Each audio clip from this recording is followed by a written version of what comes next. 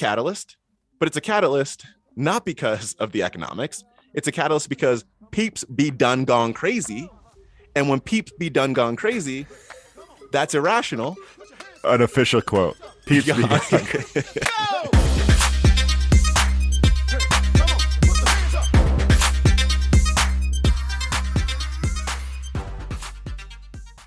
This podcast contains the arguably witty banter of two friends, Skippy and Dougals, that like to debate about investing.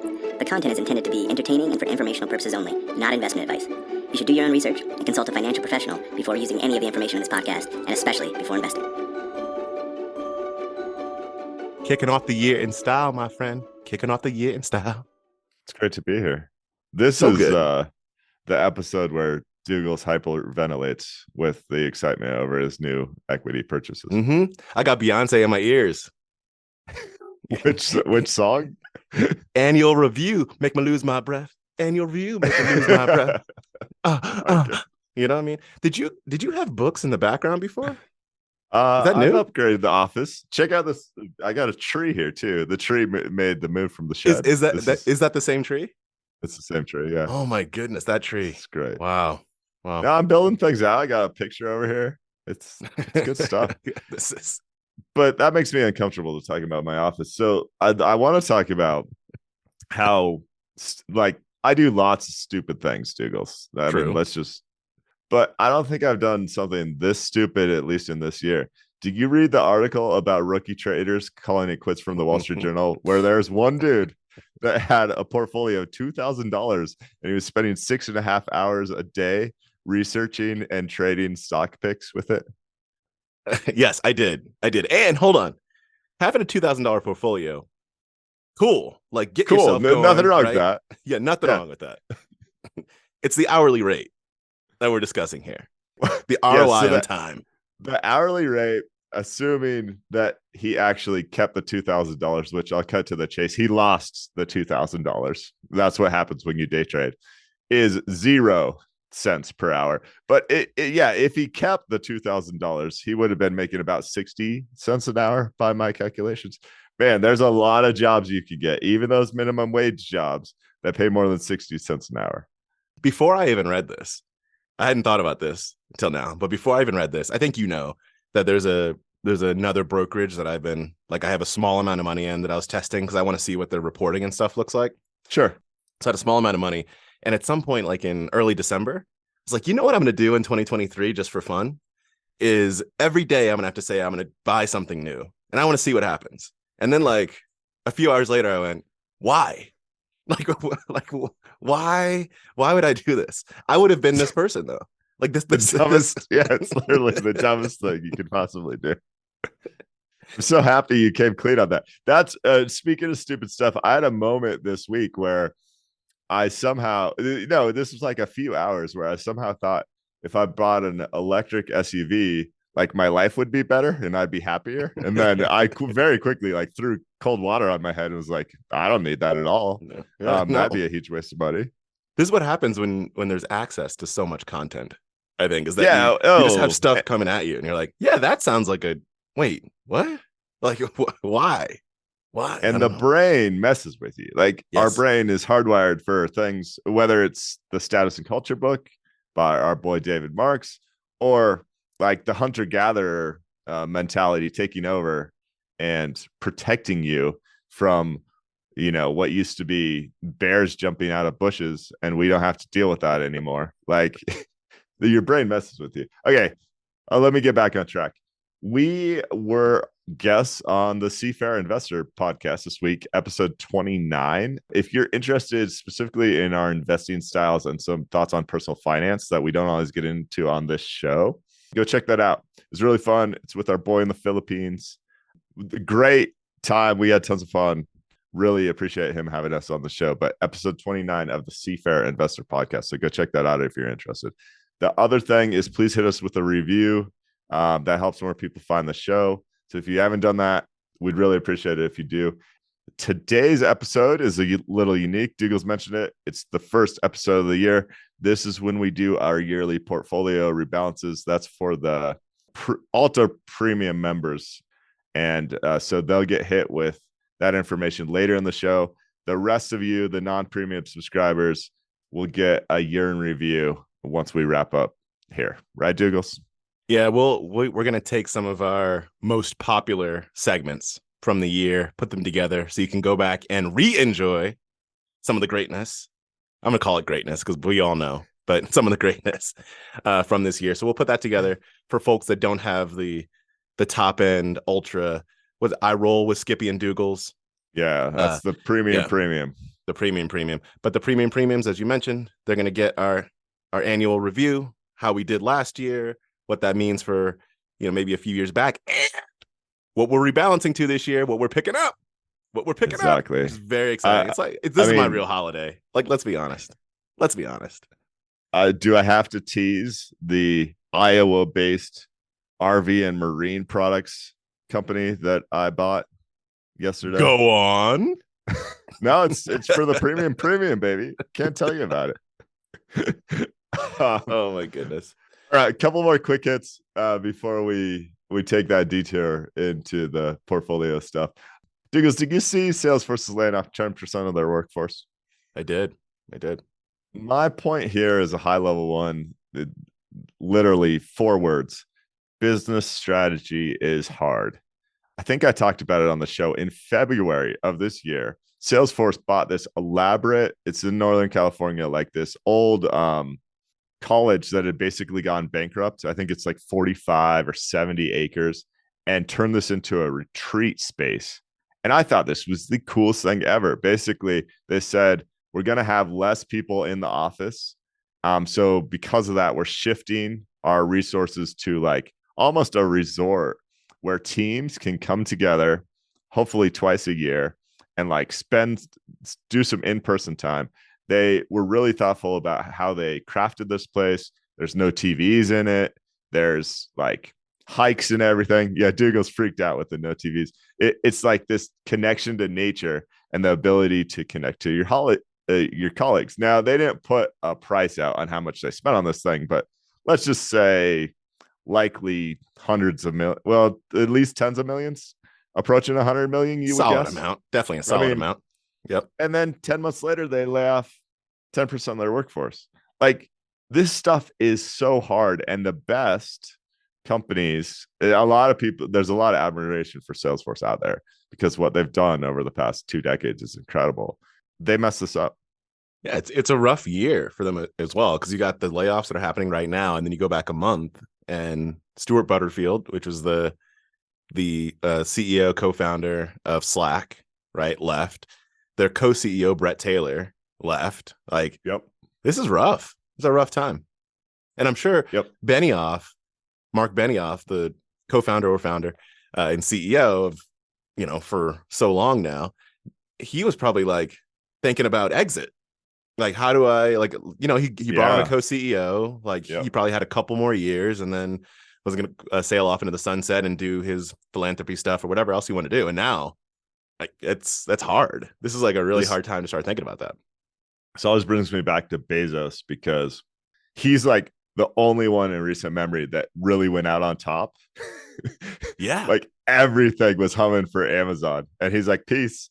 And I think, to your point, Benioff might have had a similar idea, and now 2022 happens and he might be in it for another 5 years because he doesn't want to go out with this turmoil at the top you mentioned, and then the stock price pulling back and layoffs. It just, it's not as much fun as it used to be. For Salesforce, it literally was the 20 deuce.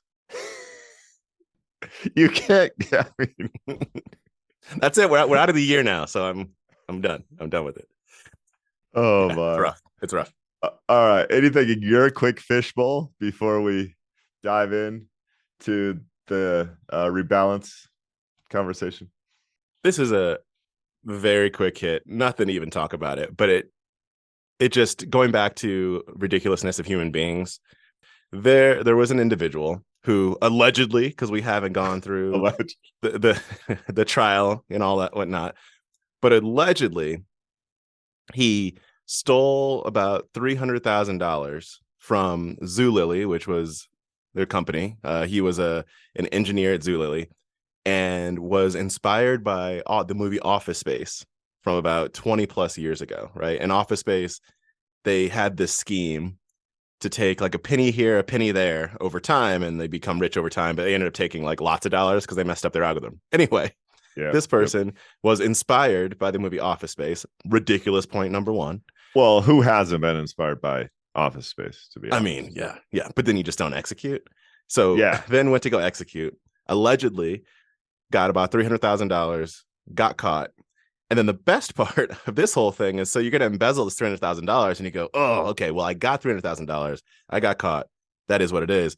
Unless you then bet all of that $300,000 on GameStop and lose it. Which is allegedly what happened here. Which is allegedly what occurred here. Humanity. That's it. That's all. I'm just going to wrap it with the word humanity. Okay, so we need to get this guy on the show, I think. No, because nope. Well, no, not to make him a celebrity, but so what's the idea here? You get the $300,000. Hopefully that's a decent chunk of change. Maybe you can buy a house or something with that, depending on where you live in the States. Why do you then need to try and gamble it some more? I don't know that I follow, I think maybe like you get the little bit of taste of that sweet nectar. It's stale nectar, but you get a little bit of taste of that stale nectar and want to keep going. I don't know. Like it just doesn't make any sense. Yeah. Right. Like, I don't know. The whole thing doesn't make a lot of sense, but anyway, had to mention that humanity. No, but exactly to your point. I think especially as younger adults or even teenagers, we watched that movie and was like, this is pretty cool. And it's entertaining, but no one actually executed on it. Like, no one said I'm stealing from my employer. That's where things get a little crazy here. Yeah, it does. It does. So, and especially you have to go in a year when companies across the board are trying to figure out how to save money. Like, is that the time where you go, they won't notice? Like they're not going to notice that. And on top of that, like what is going on at Zulily here, where how does an engineer even have the ability to steal fun? Like there should be some things that are gated. So what he did, allegedly, what he did was, and you could see when an engineer could do this, he went in and changed the prices on products. Yeah. And then bought them for like pennies on the dollar. So you could see where like an engineer would have access to change prices on the site. So like he changed something from, I'm making this up, or like from $1 to 2 cents, buy a whole bunch of it. It got delivered, then he could resell it. Like that was the scheme. No, but that was only one part of his scheme. He had another thing with the personal Stripe account. Yeah, that is true. He was sending some funds. And that seems... That's just legit. Interesting to me. Okay, so long story. Like back in one of my first internships, this company sold like security software. This was back when antivirus software mattered. And my job as the intern was to test the shopping cart, basically, to make sure it worked on all different browsers and that the purchase experience was smooth and streamlined. Yeah. But the amazing thing I learned then, which I'm sure is still the case today, is there are like these fake credit card numbers that you can use just for testing purposes. And that always baffled me because they actually go out to like the Visa or the MasterCard and you get the full authorization and everything. So as an intern, I was doing thousands of transactions a month probably, but they were all fake transactions. It makes me wonder if there's some loophole there. Probably not. Who knows? But I think generally they're people just believe that for the most part, people are good, which is true, I think. Yeah. Right? And then you get people that are inspired by 20-year-old movies, which for the record, if I remember, I might get this a little wrong, but I feel like in Office Space, they were inspired by Superman 2 or something like that. I feel like that, like they stole their idea from a movie. And so this is like a second or third order alleged fraud. So, all right. Okay. Like we can move on. Are we going to fork now? Is this fork time? We're going to fork. Enjoy the year in review, guys. Thanks so much for being part of the show.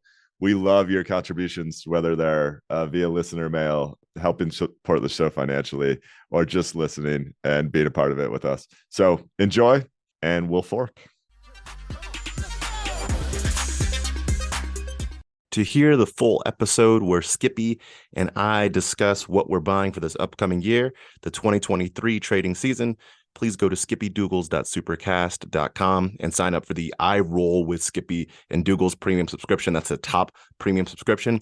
Otherwise, what we're going to have for the rest of this episode are what you told us were your favorite clips from 2022. Enjoy.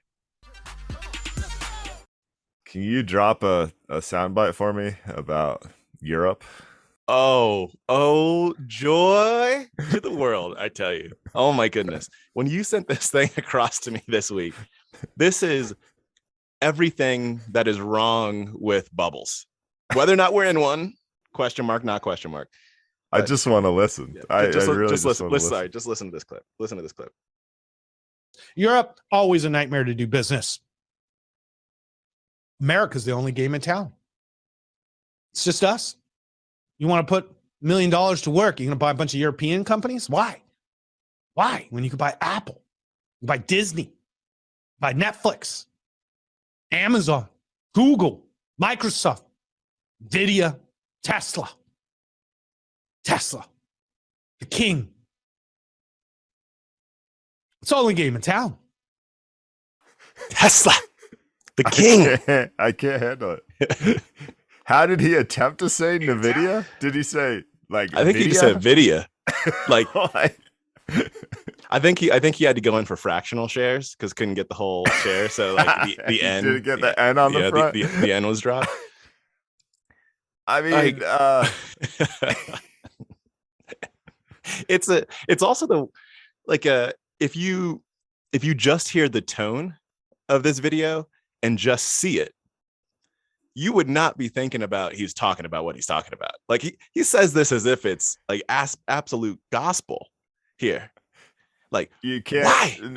Nowhere else in the world can you make money, and it doesn't matter that the U.S. stock market is the second most expensive in the world, and places like the U.K. are dirt cheap and primed to outperform. I mean, because according to Dougal's hogwash, mean reversion doesn't exist. So yeah, but like the tone in that is so interesting. Like, and this conviction, how, why, like, why would we be the only place on earth that's allowed to make money? Does that make any sense? I mean, it does from like an ethnocentric, like America view, but it is. The questions you just raised, like, is what gets to me. It's as if he sees someone that's about to purchase a value stock not in the US, and he goes, "Whoa, did you know you could buy Apple, Tesla, Amazon, Tesla? Wait, I can?" It's like they didn't know, like they only realized that they could get into UK grocery stores. You know, like that's all they thought. They were like, "Oh, Tesco, no, Tesla." You know what I mean? Like, yeah. Oh, okay. Oh, okay. Just put an A on the end. Yeah. Yeah. So, like, yeah, I mean, does he know? I'm just going to ask a question or two. Like, does he know that the Japan stock market was like 44% of the world market capitalization in 1989? And that did not mean that Japan was the only place to invest for the rest of your life? Like, that was a good time to invest in America. If you ended that question with, does he know? I'd go, no. Like, no matter what else.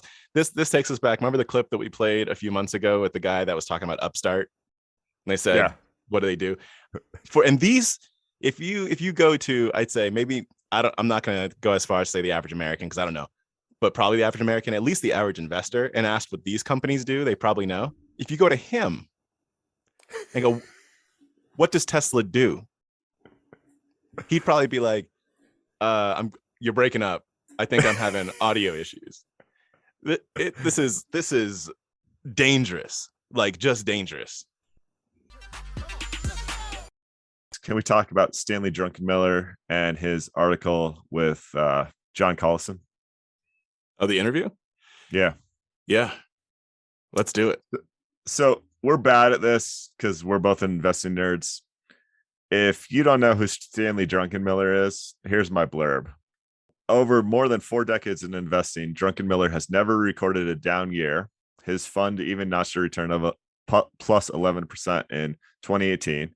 And during one stretch, he compounded his assets at 30% plus per year for 30 straight years. His net worth is north of $5 billion. This is from The Hustle. This is from 2021. So pretty smart dude, huh, Douglas? Do you think we should listen to what he has to say? Yeah. Yeah. And it's a wide range of different environments. You said 40 years. I think 45 years is how long he's been a chief investment officer. You've seen some things. You've been through many environments. Yeah. Yep. And he has background kind of like me. He started in banking. So of course I like him. Now, this interview, I said article, but I meant interview. It's a YouTube video. You can go to @Collison and pull it up. It is from June 10th. So wide ranging. Like, just if you have an hour and you're interested in investing, just listen to it, because John Collison, who's the founder of Stripe, is just ask really insightful questions. There's two things that I found really interesting. The first is something that Drunken Miller always talks about. Actually, there's three. The first is that if he was making a prediction, and he's wise to say, I'm not making a prediction, predictions are dumb, he would say the pain is going to continue and we're going down significantly more than we are down today. I think he mentioned as much as 50% more. So thoughts on that, Douglas? I do have a thought on that. But one of my thoughts has to do with something else he said related to that. And I don't want to steal your thunder. Yeah. So no, go for it. Well, it's interesting because I love that you brought up the fact that he said, this is not a prediction, but if I were to say what I think, because it relates to the fact that while he believes that as the case, he also said that he's not shorting equities right now, at least not in a material way. And what he said was that he would wait for a 15 to 20% rally potentially, or he didn't say it. He said, I'm going to see if there's like a 15 to 20% rally, and then that's when I might get interested again. And I thought that was really interesting. So that was my perfect take there. No, you actually, you're helping me articulate this. So the actual quotes relating to this is, there won't be a soft landing and a high probability that the bear continues down. He thinks, and this is almost proven by current valuation methods, that the mean reversion will continue. And those are my words, not his. When they talk specifically about inflation, he dropped a factoid that I've never heard that is incredibly interesting. He said, when inflation gets over 5% in the US, it's never gotten under control until short term, basically the Fed fund rate goes above CPI, which means the Fed fund rate has significant movement, because CPI is currently 8 to 9%. The Fed fund rate was just raised this week, but what is it, Douglas? It's in the 1.5% range. Yeah, something like that. So like, and the CPI being inflation. Yeah. Those two things need to converge. So not only does CPI have to come down significantly, but likely the Fed funds rate has to go up significantly. The ramifications of that are significant, because all debt gets significantly more expensive. That probably creates an environment where we hit a recession very soon, simply because you can't raise the Fed funds rate that quickly without severe ramifications. We'll talk about maybe later in the show what's happening in the U.S. housing and mortgage market and why there's significant impact to that through the rest of the economy. And what's interesting to me here, there's like everything is interesting, honestly, to me in here. The one thing I'd bring up is that there's so much, we've talked about this, I think probably mostly off pod, but we've talked about the fact that there's so much that relies upon earnings over the next few quarters right now. Like I think that's one of the key factors, one that drives the market over time. So what I'm about to say is not like rocket science, but as of right now, I think so much hinges on that, because in one world, you could say that prices have dropped enough to make it so that the price, if you just look at this one valuation measure, the price to earnings ratio has gotten like reasonable-ish. It's not wild anymore, right? That's like one way you could look at it. However, that's forward looking. However, if you say that, which this often happens in circumstances like this, the forward looking earnings predictions are wrong. Yeah. And earnings come in lower. then we could be just as overvalued as we were 20% ago. Yep. Right. And so they're watching earnings is going to be pretty critical to see what happens over the next 2 or 3 earning cycles. Do they hit as they have been? Do they hit expectations? Do they fall below expectations? And what is the outlook also of the companies at that point when they announce earnings? There's so much that relies upon that. But I love this part of the conversation that he had with Carlson. You don't seem to like what I just said, though. You don't seem to like it. Well, I mean, I think you just know I hate projections, and like, I think that's a fair take. I wouldn't say I disagree with it, but you said if you look at this one metric, well, when you look at 10 metrics, price to earnings is the only one that looks reasonable-ish. Everything else still looks like we're in a crazy bubble. So I just would look broader than one metric. I also agree with looking broader than one metric, but I don't think I've seen enough that says that everything else looks like we're in a crazy bubble. Okay. Let's change some text. Yeah. We'll talk about it next week. Okay. If we go back to Drunken Miller, there's 2 other things he said that are just good.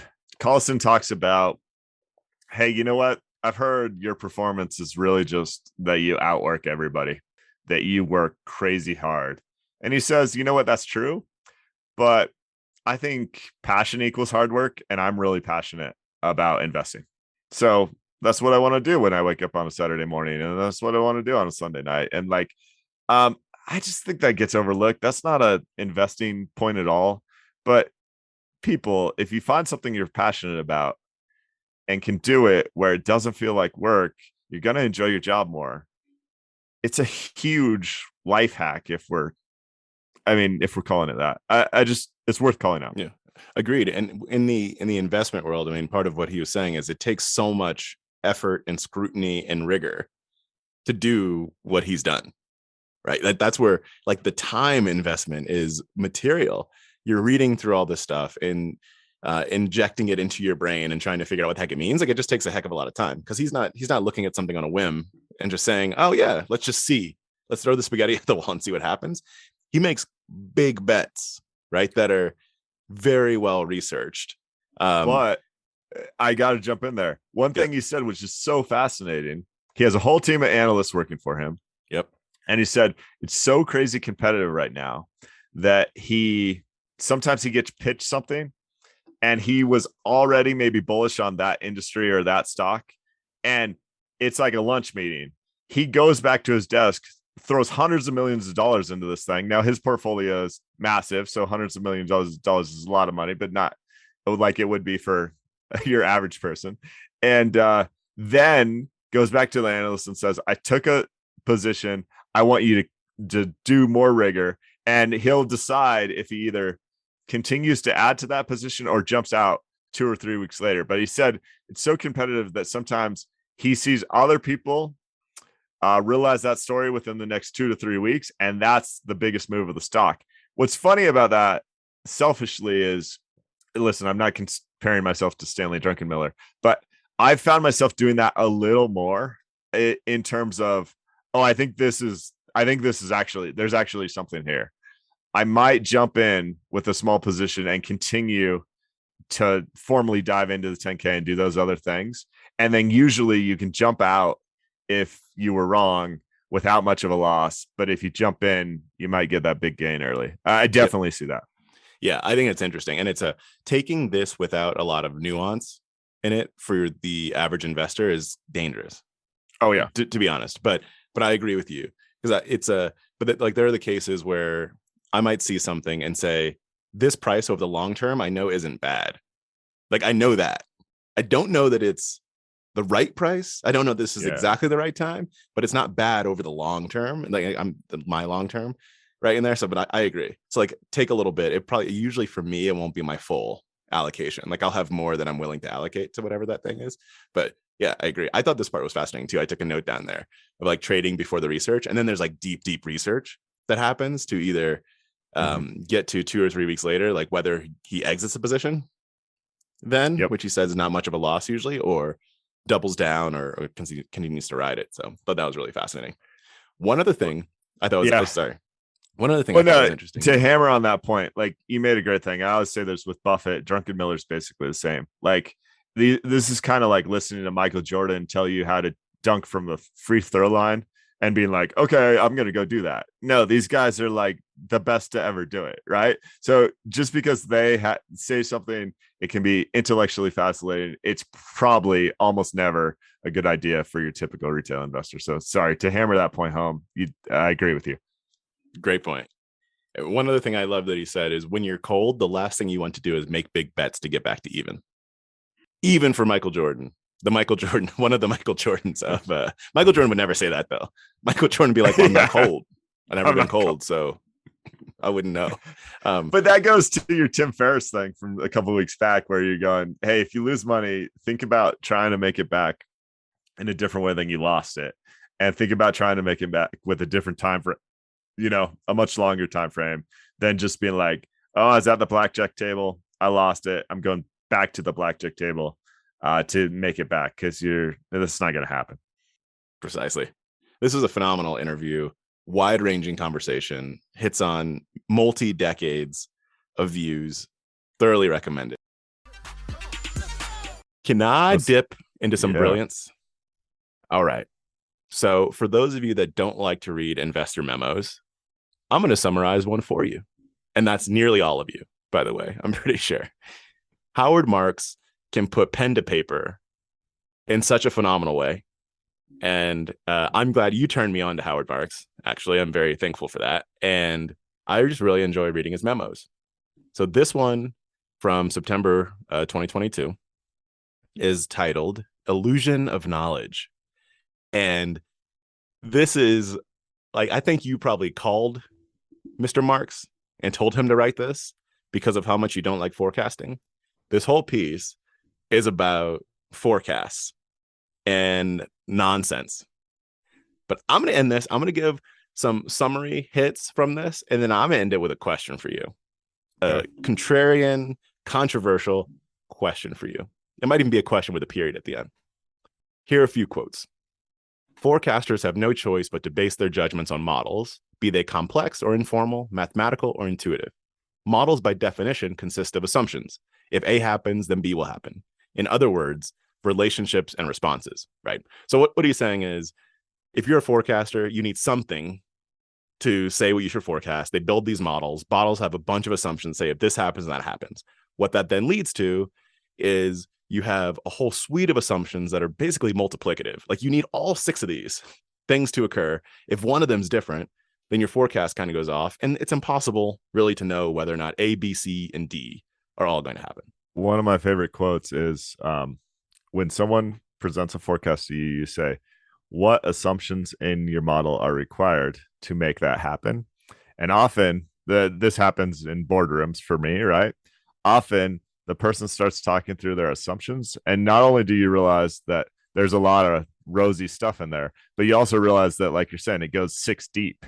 And then you reframe and you ask yourself the question, like, what is the likelihood that all 6 of those things happen? And you quickly realize that forecast is junk. It's just how it works. It's just how it works. Fair enough.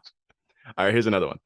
How can a model of an economy be comprehensive enough to deal with things that haven't been seen before or haven't been seen in modern times, meaning under comparable circumstances? This is yet another example of why models simply can't replicate something as complex as an economy. I really love that point around how do you deal with things that haven't been seen before or haven't been seen in this environment. Like I really like that one a lot. We just talked about it last week. The quote, the guy being like, we've never raised interest rates 75 basis points a time into a recession. Yep. We've never been here before. So how does your model handle this? It can't. Yep. All right, I've got 4 more, and then I'm gonna spit out my nonsense. All right. I imagine that for most money managers, the process goes like this. I predict the economy will do A. If A happens, interest rates should do B. With interest rates of B, the stock market should do C. Under that environment, the best performing sector should be D, and stock E should rise the most. The portfolio expected to do best under that scenario is then assembled. Like when you read it that plainly, you then go, "Oh, okay, I'm not investing in that." All right, the next one. And so this one, he's actually quoting somebody else, an English writer named G.K. Chesterton. And this is from Chesterton's piece that he used, or sorry, a Chesterton quote that he used in a previous memo called Risk Revisited Again. The real trouble with this world of ours is not that it's an unreasonable world, nor even that it's a reasonable one. The commonest kind of trouble is that it is nearly reasonable, but not quite. That I love so much. I'll give you my like reframe of that is that the model, if you look at this in model terms, and your model is fully logical, let's just say, like it follows this logical trend. And he's saying the problem isn't that the world says that logic isn't right. And it's not that the world says that logic's right. It says that it's like basically right, but it's 10% off right there. And if you're 10% off there, then everything, like anything else could happen because of the randomness that exists in the world. I really love that part. It's not that it's unreasonable. It's not that it's reasonable. It's that it's nearly reasonable. And like, I think that is the problem. Yeah, I just got to jump in there with a really important point. G.K. Chesterton is my name when I go to the club and I have to conceal my identity. I feel like the Mr. Moneybags from Monopoly and G.K. Chesterton. Yeah, our buds. They're hanging out. They love hitting the club. G.K. Chesterton is an all-timer. That is a great name. It's Holy phenomenal. Cow. It's phenomenal. I'll read anything that you write if that's your name. Yeah, seriously. I'm buying some books today by Mr. Chesterton. All right, actually I have one more. I thought it was two more. One more. As I mentioned in my recent memo, Thinking About Macro, in the 1970s, we used to describe an economist as, quote, a portfolio manager who never marks to market. This is so good. In other words, economists make forecasts. Events prove them either right or wrong. They go on to make new forecasts, but they don't keep track of how often they get it right. It's like, it's so good. I love that fact. So, all right. What he's saying here through all this, forecasts rarely come true. And if they do, it's by chance, right? Forecasting can be dangerous because people bet so much on them. Now, Skippy, are you ready for this? Yes. Aren't we all forecasting, though? I think what's being said here is that it's the precision of a forecast that is nonsensical, not that you're forecasting. Because even when you talk about mean reversion, you're forecasting that the economy of the United States doesn't fall apart. Like you're forecasting that this company doesn't go bankrupt. You're forecasting, but like it's a directional forecast versus a precise forecast. And I don't feel like that's talked about. That like we all are forecasting. Howard Marks buys a lot of distressed debt. That's a lot of where investing comes from. There's a forecast that's being made when that debt is purchased. It's just not like here are my 6 assumptions that have to all come true perfectly, and this is the price necessarily fully there. But there's some directional forecast. I'll pause. I mean, I love the thought process and generally agree, but Howard Marks, me, hopefully others, are making probabilistic bets based on current valuations, right? And beliefs in the future. Sure, but the forecast that he's crapping on here, if I'm allowed to say that on the pod, is the economist that says interest rates are going to be X at the end of 2022, or the value of the S&P 500 is going to be X at this period in time. Or that, remember we joked about the Dallas 36,000 book that came out 20 years ago. Like it's that level of precision to say. We even mentioned it last week. I said I'm really excited about some stock picks of mine, but the thing that's tough is when my normal turnaround might take 18 months to get to what I think is true value. In this environment, I think it's going to take 3 years, and that's kind of a pain. I don't control that time horizon at all. I don't control when things mean revert. So I guess I don't think of that specifically as a forecast, and I don't think Mr. Marks does either. But I know what you're saying, and it's very true. That's what's so hard about investing, and especially investing recommendations and advice. It comes across as contradictory because it's like no one can know the future except you should buy this stock at this point in time because it's going to be worth more money in the future. I may be the only one, so bear with me, but as I was reading this book, I was going, this book should be condensed a little and given as a manual for middle school. And I'm going to assume you had the typical American middle school experience. For me, middle school was the first time that brands mattered, that how you looked mattered, that how you acted seemed to matter. Elementary school was about who you're friends with, who you like.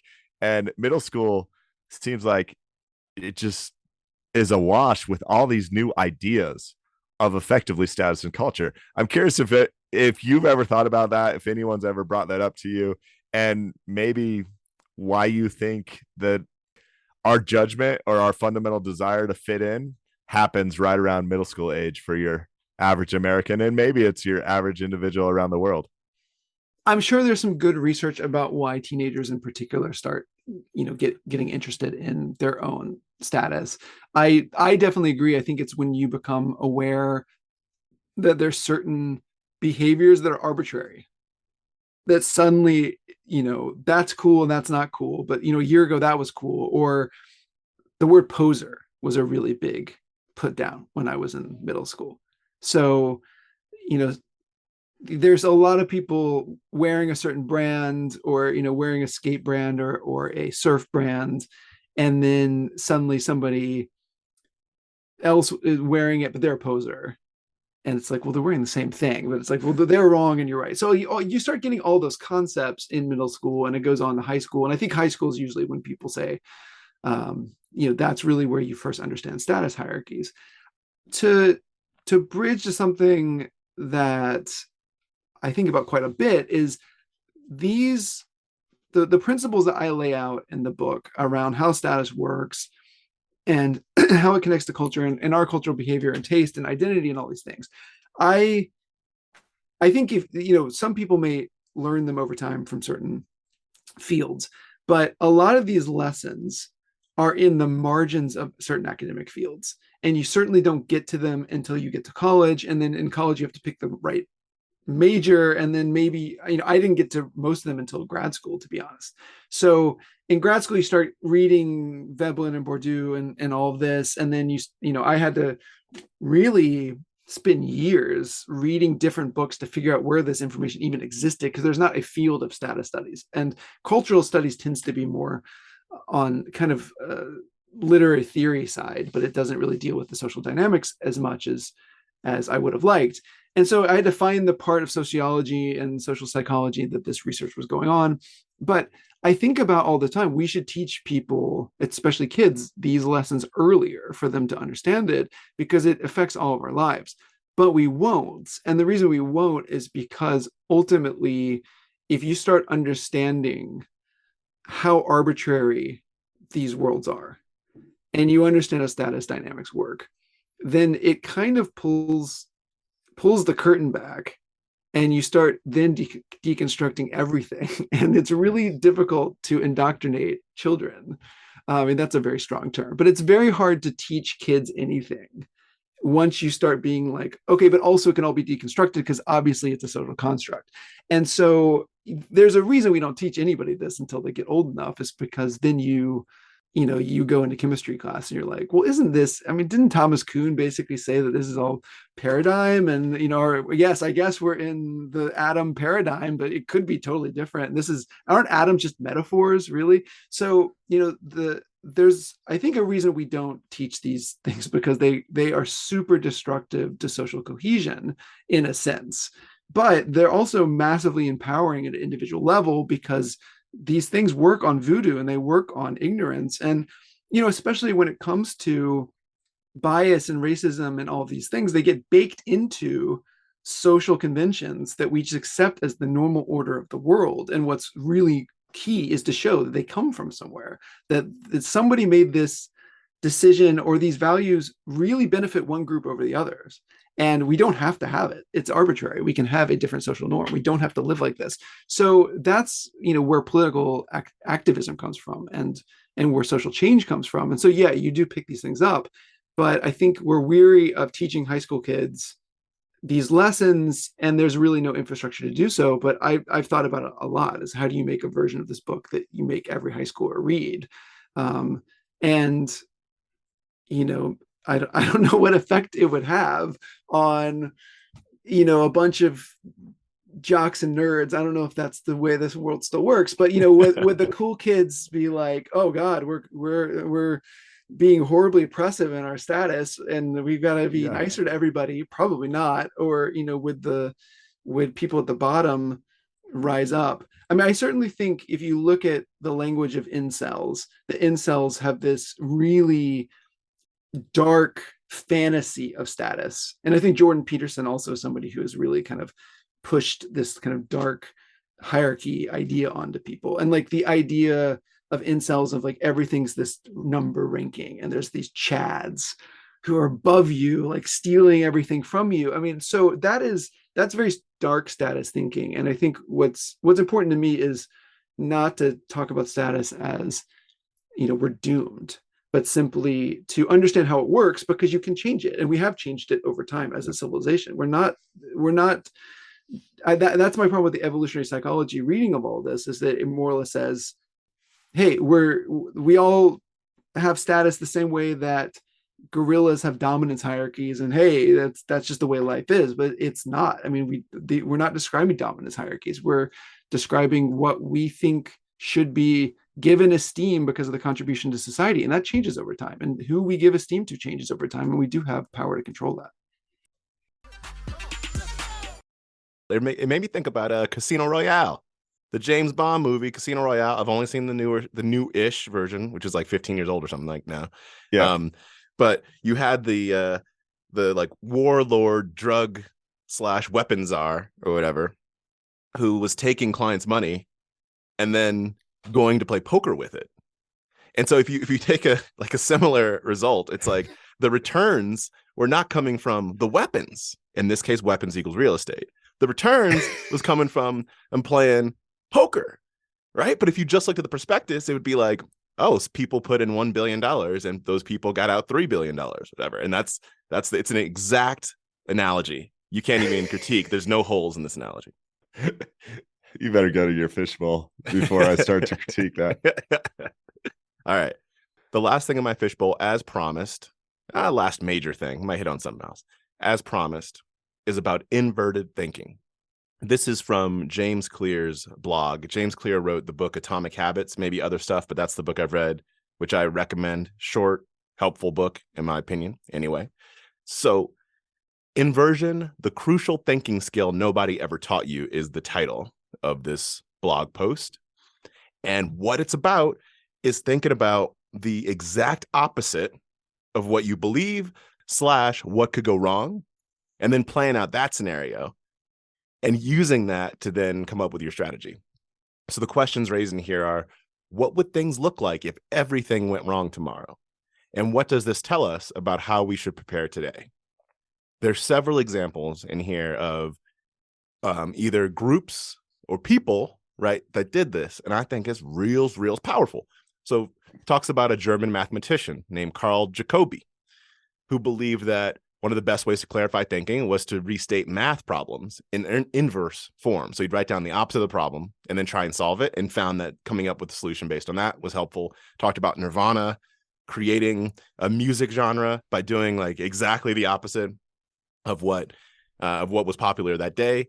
Mr. Charlie Munger, who we talk about a bunch, of Berkshire Hathaway fame. And Charlie says, what do you want to avoid? Such an easy answer. Sloth and unreliability.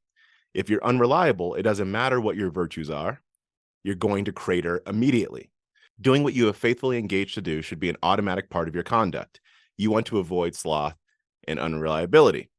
And I really like this point. It says, in most jobs, you can enjoy some degree of success simply by being proactive and reliable, even if you are not particularly smart, fast, or talented in any given area. So the point of all this is saying that if you're working on whatever it might be, whatever goal you kind of set, right? And you fast forward a few months or to the end of the project, and you say, if this thing doesn't work, and then start to play out all the things that happen, it can be a really helpful way for you to figure out like what went wrong, what mistakes happened, and then start to just instead of trying to push for ultimate success, just try and prevent those things from going wrong. And that's like, I'm making up this number, this wasn't in the piece, like 98% of the game can be just doing that over and over again and not hitting the death line and not hitting that failure line. All right, I shall pause.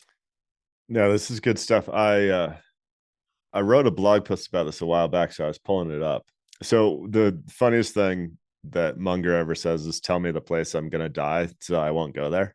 I mean, right?